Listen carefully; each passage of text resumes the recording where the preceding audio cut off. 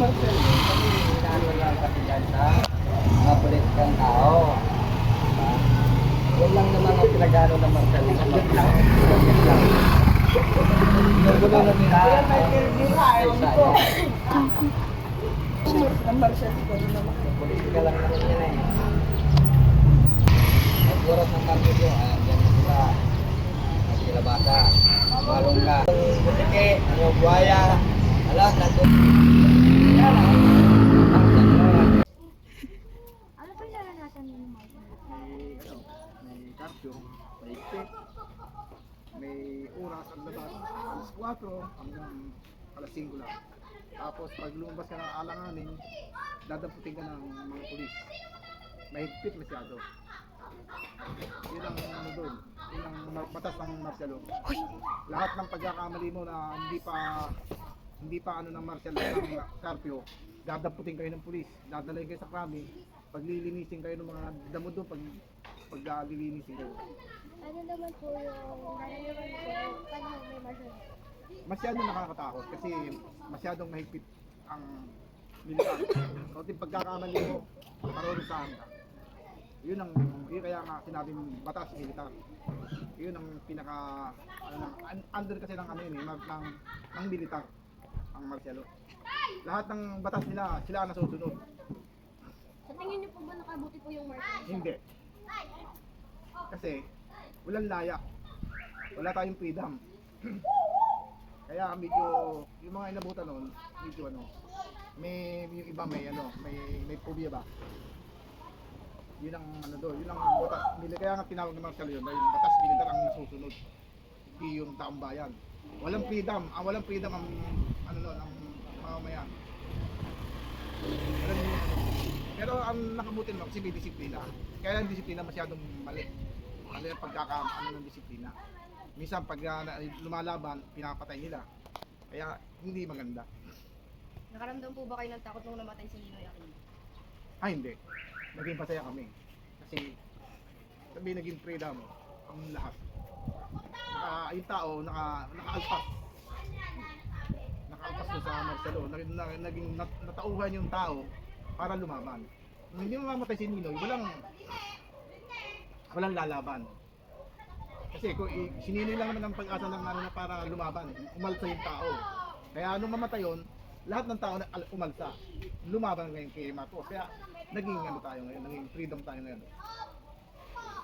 Ano po ang buhay ngayon sa buhay niyo? Mas masaya ngayon, may freedom tayo. Kaya lang, yung noon naman, disiplinado ang tao. May takot yung mga tao. Mas sa tingin ko, balance eh. Balance yung pagkakaano yun eh. Yun ngayon, saka noon, hindi may pagkakaiba. Kaya lang, mas ano ngayon, mas magandang ano ngayon. Kasi lahat tayo may laya magsalita. Nung araw, isa lang ang pwede magsalita. Yung presidente.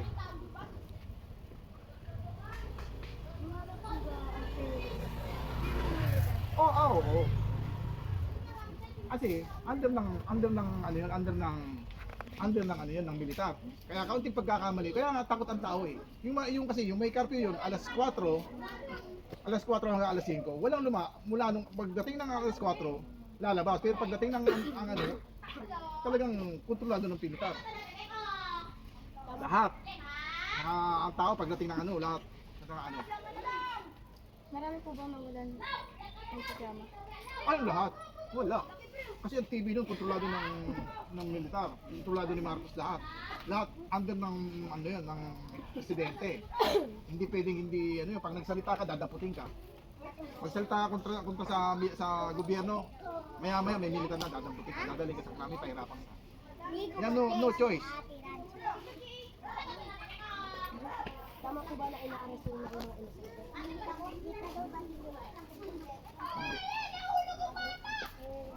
Hoy! Hindi kasi yun ano yun. May freedom tayo na ano dapat ano hindi pwede yun. Mali, yun ang mali. Maraming salamat po.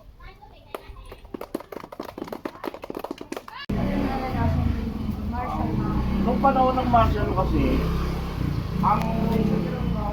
ang panahon na yun, pagdating na mga alas 6 ng hapon, wala ka nang nakikitang kabataan na naglalakad. Si May Carpio, pagdating ng alas 9 ng gabi, wala ka na makikita naglalakad ka. Lahat ng mga bata noong mga panahon na yun, nasa kanilang mga bahay-bahay na. Wala ka na makikita ano, kasi pag 18 years old, yung mga panahon na yun, pag wala ka pang 18 years old, hindi ka pwedeng huhulihin ka ng pulis. Dadalhin ka sa krami. So, hindi ka naman puputing ka, huhulihin. Aray ka, puputing ka ng damo. Pag wala ka pang 18 years old. Ngayon, dadalhin kayo sa magulang nyo, pauwi kayo para pauwi sa kawan ng mga panahon na yun. Kung lumabas ng mga marka ng high-speed, hindi pwede yung gusto mo may pupuntahan ka para lumabas. Ay ngayon, wala pang 18 years old eh. Nasa labas eh. Hindi mo makikita. Kahit na anong oras, pwede kang maglaro. Nung panahon na yun, nung panahon yung Ferdinand Marcos ang presidente nung panahon na yun. Si Ferdinand Marcos, senior ha, hindi ko anong tatay mo. Bongbong Marcos, senior. Ferdinand Marcos. Mas naging malinis po ba? Napaligiran mo o sa ngayon? Oo, malinis. Tsaka, hindi ka hindi ka, ay, nung panahon na yun, hindi masyadong delikadong lumukas, lalo na kung nagtatrabaho ka. Kasi may edad ka na pwede ka, meron kang ID, meron kang pakikitang ID. Pag wala ka pang 18 years old, hindi ka pwede lumabas. Pagdating na alas 9, kailangan nasa loob ka na ng bahay.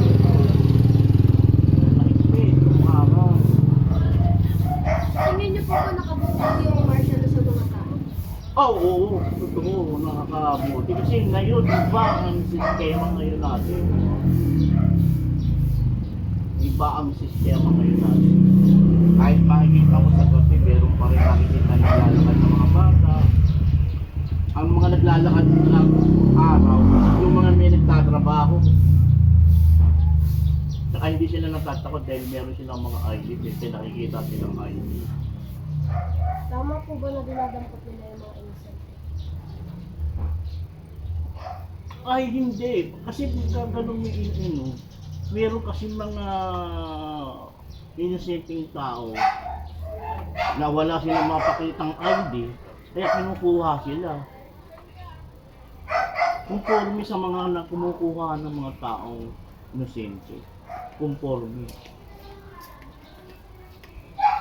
Ano naman po yung panahon ba yun? Ang namatay po si Nina yung Tapos na ang martial law, no? Nung namatay si Nina, way back, nung namatay si Nina, August 21, ilagay niyo sa kaisipan niyo. August 21, 1983, nung namatay si Nino Aquino. Nakaramdam po ba kayo? Hindi naman, kasi nung mga panahon ni Nino nagwo-work na ako nung sa trabaho, nag-janitor ako sa Intramuros. Nung namatay, first job ko yun na nagtrabaho ko sa Intramuros, janitor ako.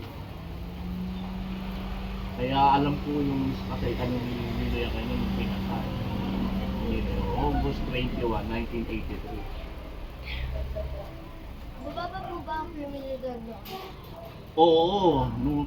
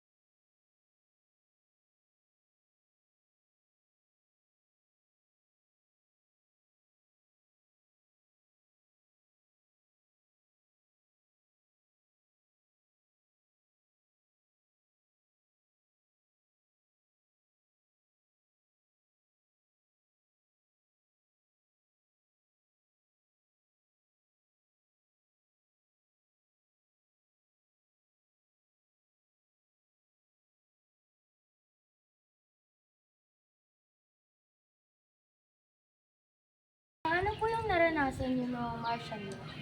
Ay, yung martial law, naranasan namin,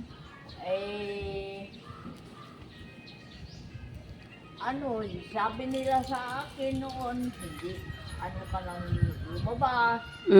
Pagkatapos, lahat ang mabibili na lahat nasa mo, kaya nga sabi nila, bawal lang lumabas noon, may karpyo-karpyo. Oh. Kasi noon, mura pa ang bibilhin. O ngayon, mahal na. Dati, pa noon, tanda ko, tumpok lang ng mga isda. Ngayon, mahal na. Kaya mas maganda noong panahon ng martial law kaysa ngayon. Ang para sa akin. Nakaramdam po ba kayo ng takot niyo? Ay, noon, hindi ako nakaramdam ng takot. Ano po yung pinagkakaiba ng experience niyo po ng martial law kaysa po sa ngayon? Ang ko ng martial law noon, parang mas maganda noong araw kaysa ngayon eh. Ngayon, hindi ko na masyadong ngayon kasi mahal lahat ang bibilhin. Pati maano pa ng mga tao noon, magagalang pa, pati mga bata, magagalang. Ngayon parang hindi na masyadong magagalang ng mga bata, Huwag kayong magagalit sa akin, ha? Bumaba po ba yung mga kriminalidad dati kaysa po sa ngayon? Ay, oo naman. Pero, mas pa naman daw ng mga noon, hindi naman silang masyadong noon, rebelde, walang mga noon, mababait noon. Kahit may talaga, bihira lang yung Sa tingin niyo po ba nakabuti po yung martial law sa mga sa mga tao po? martial law, ang mga tao, ay hindi naman yung mga noon. Parang wala akong alam na magulo noon. Parang ka naman, okay ka lang naman lumakad kahit yun lang, martial law, huwag ka na lang magpagabi nasa tamang oras ka umuwi. Nakaramdam po ba kayo ng takot nung nalaman niyo po na namatay po si Mia Aquino? Matapos na? Na mapatay po si Mia Aquino. Karamdam po ba kayong takot? Parang hindi. Ilocana ako, matapang. Iba, sana? Thank you po. Okay. Thank you po. Mami Glo, ano po ba yung naramdaman niyo no martial law? Naramdaman ko ng martial law kasi bata pa ako noon. Mga lang yata ako noon, mga grade 6 kasi edad nyo ako. Pero ang naranasan namin noon, nung may martial law, ang sabi kasi ng mga magulang namin, nagkakagulo ngayon dahil nga nagkaroon ng martial law, maraming pinagbabawal, bawal magsalita ang mga broadcast, bawal lahat magsalita kasi nga laban sa gobyerno. Magagalit ang mga gobyerno pag nagsalita ka, tapos tinanggal nila. Marami silang tinanggal sa atin noon. Naranasan ko din noon na maraming mga tao nagkakagulo. Siyempre hindi nila matanggap na magkaroon ng martial law, wala tayong magagawa dahil panahon yun lang martial law. Panahon ni Marcos, yata, di ba? Oh. Yun, maraming nagalit, maraming natuwa, iba-iba, pero mas maraming nalungkot, natakot. Bawal lahat, may curfew. Madami siyang pinagbawal nung araw. Kaya, ganon. Kasi noon araw, syempre susunod ka lang sa magulang. Pag sinabi ng magulang, uwi agad kasi tapos marami palang militar nung araw na kalat. Yun lang natandaan ko dahil bata pa ako. Okay, ano naman po yung naramdaman niyo yung nalaman niyo po may martial law? Siyempre dahil sabi ng magulang, mag-ingat dahil nakakatakot. Pero para sa akin, aral lang din. Kasi hindi naman naka-istorbo yung pag-aaral. Eh. Okay pa din. Basta hinaano lang ng mga magulang, susunod ka kung ano yung utos nila kasi para napakahigpit. Maraming aktivista at maraming mga kung ano-ano nung araw. Yun lang. Yun lang ang natandaan ko eh. Pero hindi ko na maano yung iba kasi nga, syempre, basta nga alam ko nagkagulo-gulo sila nung araw. Nagkagulo. Nakaranas din kami na pumunta kami ng Malacanang nung araw. Silip-silip lang kasi syempre, mga ano, para ba hindi ka ano sa aware, sumasama ako sa nanay ko. Kasi sa gobyerno, mother ko din nung araw. Sa kapag minago sila. Si Lola. Yun lang. Ano naman po yung naramdaman niyo nung namatay si Niloy Aquino? Ang naramdaman ko dun anong gagawin natin? Syempre, sila din ang may ano nun. At wala, bakit hanggang ngayon kita mo, namatay si Niloy Aquino, meron bang tayong nalaman kung sino pumatay? Meron bang naging kaso, di ba? Wala. Ibig sabihin, hawak ng gobyerno lahat. Yun, sila din. O, di ba? Hanggang ngayon, sino ba pumatay kay Ninoy? Walang nakakaalam. O, di ba? Sila sa gobyerno din ang nakakaalam.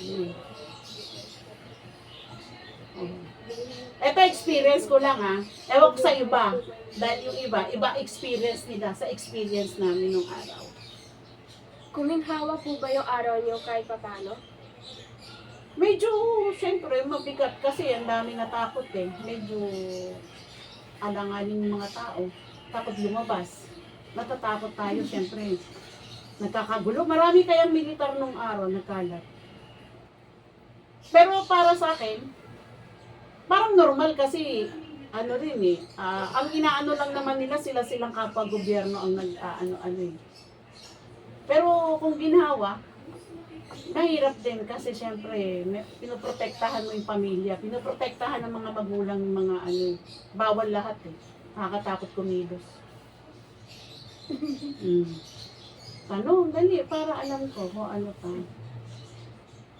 Yung kanina, ano pa?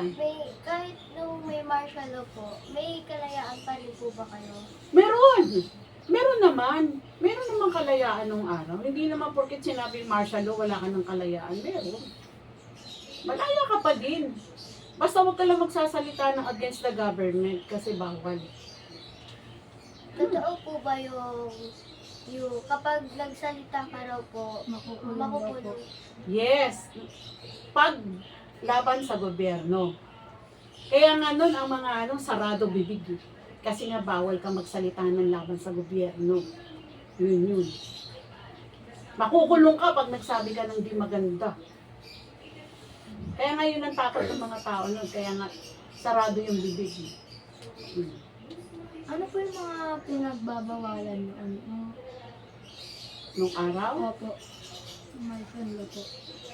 gumala. Hindi naman, kumbaga sa nagkaroon lang ng curfew, bawal naman gumala, bawal ng ganitong oras. Ganun lang, yung mga bawal. Kasi sa ating mga ordinaryong tao, wala namang gano'ng epekto yun. Ang maraming epekto dun sa gobyerno. Yun. Bumaba po iba yung kaso ng mga krimen nung nagkaroon po ng martial law? Yun ang hindi ko alam. Kasi siyempre, hindi pa natin kabisado nun. Dahil estudyante, pa lang ako nun, bata pa ako nun. Pero marami ding natakot. Siyempre, martial law yun. Takot silang kumilos, baka mahuli sila. Pero kung kasi, siyempre pag bata, ang dapat in-interview dyan, yung mga nasa militar, yung nasa gobyerno talaga na tayo ordinaryong mamamayan lang.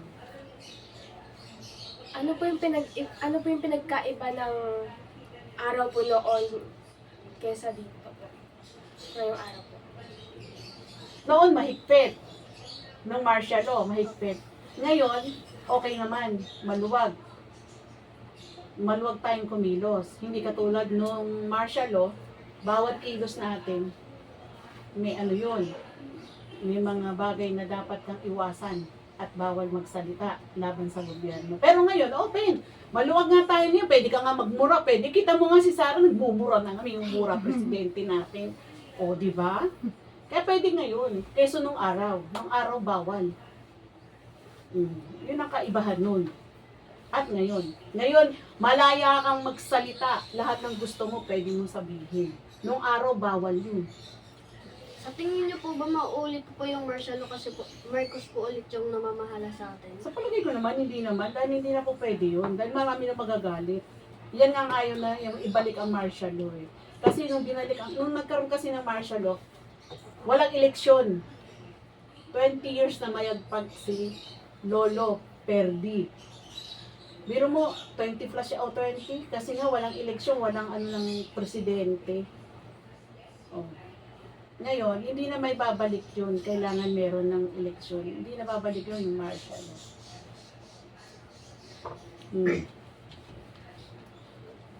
Oh, tanong. Maraming salamat po, Mama Bel, sa pagsabi ng mga pinag-aranasan niyo po ng martial law.